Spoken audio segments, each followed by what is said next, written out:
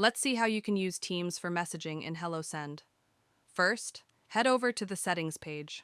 Under Settings, click on Teams. This is where you can manage your team settings. To create a new team, click on Create Team. Enter a team name, then assign users to that team.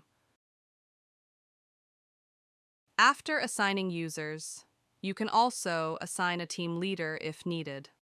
To assign a leader, click the batch icon. This allows you to assign multiple leaders at once. The team leader can manage the users in their team. Once everything looks good, click Create. Your team has been successfully created. Now, go back to Settings and click on Channels. Choose the SMS service you'd like to associate with your team. In this case, I'll go with Twilio. Click on the number you want to link to a team. You'll see a section for Teams. Click on it. From the drop-down, select the team you just created. Click Save. And that's it. Your number is now successfully associated with the selected team in HelloSend. The team inbox is accessible only to users assigned to that specific team, keeping messages organized and secure.